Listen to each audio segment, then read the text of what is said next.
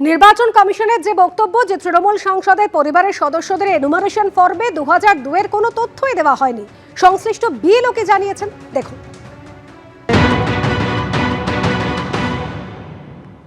Form ফিল-আপের ত্রুটি থাকার জন্য তো কোনো সমস্যাটা হয়েছে এবং খসড়া তালিকায় তাদের নাম আছে।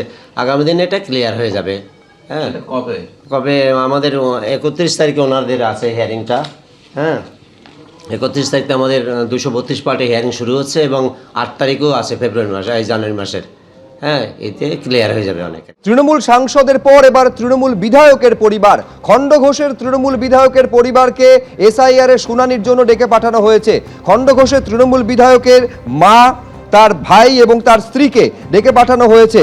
খণ্ডঘোষের তৃণমূল বিধায়ক নবীন চন্দ্র বাগ, তার মা, ভাই, স্ত্রীকে শুনানিতে ডেকে পাঠানো হয়েছে। এক্ষেত্রেও বিজেপির বিরুদ্ধে চক্রান্তের অভিযোগ করছেন তৃণমূল বিধায়ক। তার অভিযোগ, কমিশনকে কাজে লাগিয়ে মানসিকভাবে হেনস্থার চেষ্টা করছে বিজেপি। কমল কৃষ্ণ দে আমাদের প্রতিনিধি, এই খবর নিয়ে আমাদের বিস্তারিত জানাবেন। ঠিক কি হয়েছে এবং কেন এই গোটা তলবের পেছনে বিজেপির হাত দেখতে পাচ্ছেন তৃণমূল বিধায়ক? কমল, একদমই যে ঘটনা সেটা হচ্ছে খণ্ডঘোষ বিধানসভার বিধায়ক নবীন চন্দ্র বাগ। তিনি এইবারের বিধায়ক নয়, এই নিয়ে মোটামুটি 3টে টার্মের বিধায়ক এবং খসড়া তালিকাতে তার যেটা অভিযোগ, তার মায়ের নাম নন্দরানী বাগ। সেই খসড়া তালিকাতেও নাম আছে, এমনকি 2002 সালের যে তালিকা হার্ড কপি, সেই হার্ড কপিতেও তার নাম আর তার মায়ের নাম আছে।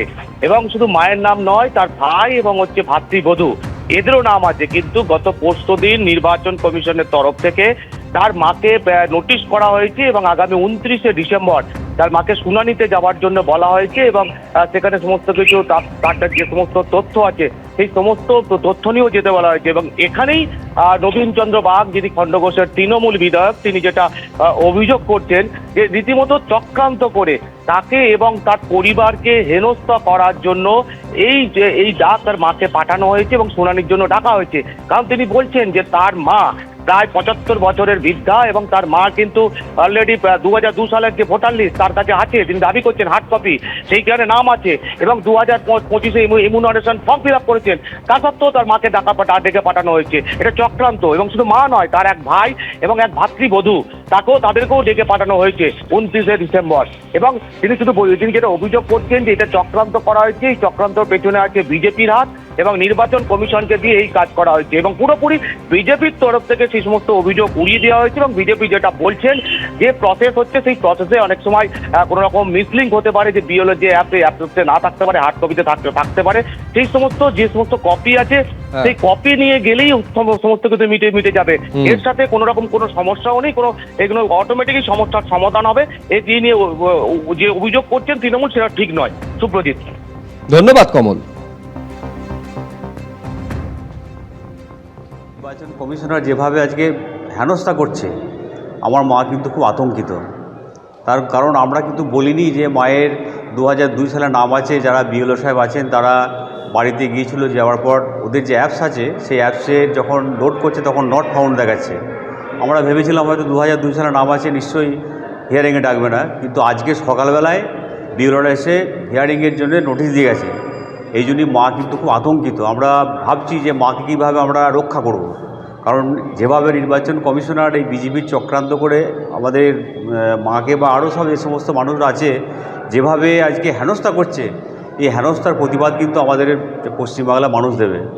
ওরা বলছে সরকারি নিয়ম, কিন্তু আমরা দেখছি 2002 সালে নাম আছে, 2002 সালে পুরো ফ্যামিলির নাম আছে। তারপরেও ডেকে পড়া, যেটা আমি মনে করি যে মেন্টালি আজকে টর্চারিং করা হচ্ছে আমার মায়ের উপর। আর এবার সরাসরি কাকদ্বীপে আপনাদের নিয়ে যাব। গৌতম, এইটা আমাদের জানাও যে হিয়ারিং এর জন্য কাদের ডাকা হয়েছে, তাদের কি 2002-এর যে ভোটার তালিকা সেখানে নাম নেই, নাকি কোনো গরমিল থাকার জন্য তাদের ডাকা হয়েছে? কি খবর পাচ্ছ তুমি? একদম, দেখো, আমি যেখানে রয়েছি কাকদ্বীপ বিডিও অফিসে, এখানে আজকে মূলত কাকদ্বীপ বিধানসভার 4টি বুথ 67, 68, 69, 70 যারা আনম্যাপড ভোটার তাদেরকে ডাকা হয়েছে। সেই সংখ্যাটা ছিল 57। প্রথম পর্বের যে শুনানি বেশ 2টি বুথে হয়ে গেছে। এই বিবেকানন্দ ভবনে এখানে শুনানি চলছিল। এই মুহূর্তে লাঞ্চ ব্রেক। যারা AERO, মাইক্রো অবজারভার এবং যারা বিএলও ছিলেন তারা সকলে বেরিয়ে গেছেন এবং এখানে বেশ কিছু মানুষ রয়েছেন, আমরা তাদের সঙ্গে কথা বলবো, যাদেরকে এই আজকে শুনানির জন্য ডাকা হয়েছিল। একজন আছেন আমার সঙ্গে সরাসরি। আপনাকে কেন ডাকা হয়েছিল আজকে শুনানিতে? এখানে ডাকা হয়েছিল, আমার 2002 সালে ভোটের লিস্টিতে নাম নেই, সেই জন্য ইনকোয়ারি পোস্টে আমাকে ডেকেছিল। 2002 নাম ছিল না আপনার? না, কি কি আনতে বলা হয়েছিল আপনার ডকুমেন্ট? এখানে আনতে বলেছে Aadhaar card, identity card, school certificate, বাবার ডেথ সার্টিফিকেট। আপনার একা না আরো পরিবারে অন্য কাউকে? না, আমার ডেকেছিল আর আমি এসেছি, এছাড়া আমার পরিবার এখনো কেউ নেই। আপনার শুনানি কি হয়ে গেছে? হ্যাঁ। তা কি স্যাটিসফাইড যারা ছিলেন তারা কি বললেন? কেন বলছে হয়ে গেছে, তারা বললেন রিসিভ কপি দিয়েছে। হ্যাঁ, একদম সুব্রজিৎ, বুঝতেই পারছো আজকে যে মানে নির্বাচন কমিশন প্রদত্ত যে 13টি নথি, তার সঙ্গে আধার কার্ড রয়েছে, কিন্তু মূলত 12টি নথি যেটা আনতে বলা হয়েছিল সেটা আমরা দেখতে পেলাম যে শুনানির জন্য যে নোটিশ করা হয়েছিল এবং আজকের সকাল 10টা থেকে 12টার মধ্যে উপস্থিত থাকতে বলা হয়েছিল, কিন্তু আমরা এখানে এসে দেখলাম কাকদ্বীপ বিডিও অফিসে আজকে যে 57 জনকে ডাকা হয়েছিল কার্যত তারা সকলেই 10টা থেকে 10:30টার মধ্যে পৌঁছে গিয়েছিলেন এবং তারপর তারা বিবেকানন্দ ভবনের মধ্যে প্রবেশ করেন এবং তারপরে যা যা নথি এইআরও, মাইক্রো অবজারভার এবং বিএলওর উপস্থিতিতে তাদের শুনানি পর্ব চলে। ইতিমধ্যে 2টি বুথের শুনানি শেষ হয়েছে এবং আমরা দেখলাম শুনানি চলাকালীন অনেকেই হন্তদন্ত হয়ে বেরিয়ে আসছেন। তারা জানাচ্ছেন যে তাদের যে যে নথি আনতে বলা হয়েছিল তার অনেকেই প্রত্যয়িত নকল নিয়ে এনেছেন, কিন্তু একদম অরিজিনাল কপি সেইগুলো নিয়ে আসেননি। অনেককে দেখলাম আমরা যারা জমির দলিল নিয়ে এসছেন, অনেকেই মাধ্যমিক পাশের সার্টিফিকেট নিয়ে এসছেন। কার্যত বলা যেতে পারে নির্বাচন কমিশন যে 12টি নথি আনতে বলেছিল সেই নথি নিয়ে আজকে তারা এসছেন, শুনানি চলছে এবং কাকদ্বীপ বিধানসভায় 14,000 আনম্যাপ ভোটার আছে।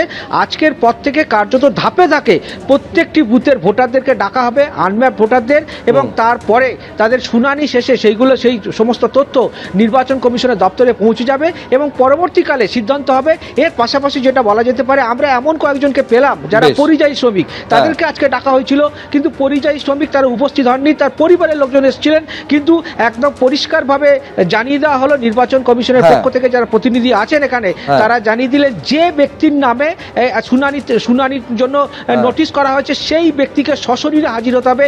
কোনো আত্মীয় পরিজন তার নথি নিয়ে এলে একেবারে অনেক ধন্যবাদ গৌতম তোমায়। কমিশনের একেবারে তালিকা অনুযায়ী 12টি নথি নিয়ে আসছেন ভোটাররা এবং এই প্রাথমিক পর্যায়ের যে শুনানি তাতে 32 লক্ষ ভোটারকে ডাকা হয়েছে। আর বিজেপি সাংসদ সুকান্ত মজুমদার কি বলেছেন রাখবো আপনাদের সামনে।